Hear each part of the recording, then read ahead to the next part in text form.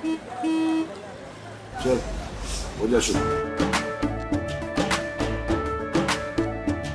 केसरिया से मन जोगी हुआ रे, दिल झूमे देखो पतवारा हुआ रे, दिल झूमे देखो पतवारा हुआ रे। हर पल मनाओ केसरी त्योहार। विमल, बोलो जुबान केसरी। 60 लाख बच्चे अकेले यूपी में बर्बाद हो गए। पुलिस भर्ती की पेपर लीक, उसके बाद नीट का पेपर लीक, उसके बाद यूजीसी का पेपर लीक, कभी गुजरात में कोई परीक्षा होती है उसका पेपर लीक। देखिए, ये बीजेपी का पेपर लीक कांड है और पिछले 2 साल में 2 करोड़ युवाओं की जिंदगी बर्बाद हुई है पेपर लीक के कारण। 60 लाख बच्चे अकेले यूपी में बर्बाद हो गए। पुलिस भर्ती की पेपर लीक, उसके बाद नीट का पेपर लीक, उसके बाद यूजीसी का पेपर लीक, कभी गुजरात में कोई परीक्षा होती है उसका पेपर लीक, कभी बिहार की परीक्षा का पेपर लीक, कभी यूपी की परीक्षा का पेपर लीक, कभी महाराष्ट्र की।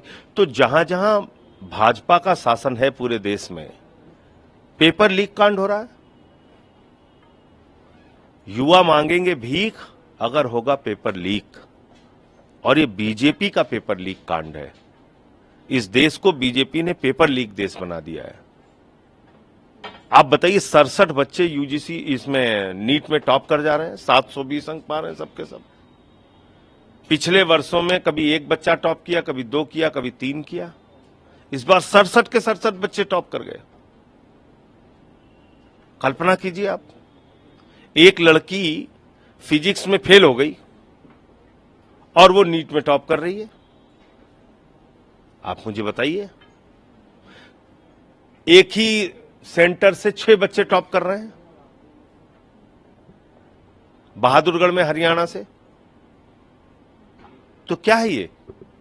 गोधरा में एक सेंटर है जहां पे कर्नाटक के, बिहार के, महाराष्ट्र के, अलग अलग राज्यों के बच्चे आके एग्जाम दे रहे हैं।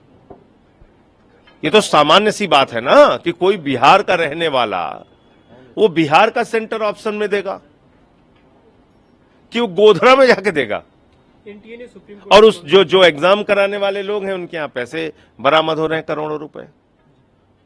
तो आपने पेपर लीक का अड्डा बना दिया है गुजरात को। देखिए, एनटीए को तो बोलने का कोई हक ही नहीं है। एनटीए तो जितना एग्जाम कंडक्ट करा रहा है सब में यही कर रहा है, और ये सब लोग मिलके पैसे खा रहे हैं।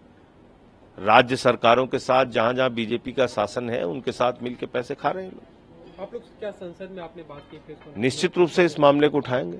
क्या विपक्षी दलों से इसे लेकर बातचीत हुई कि हम इंडिया गठबंधन के सारे दलों से कहेंगे कि इस मामले को पुरजोर तरीके से सदन में उठाया जाए।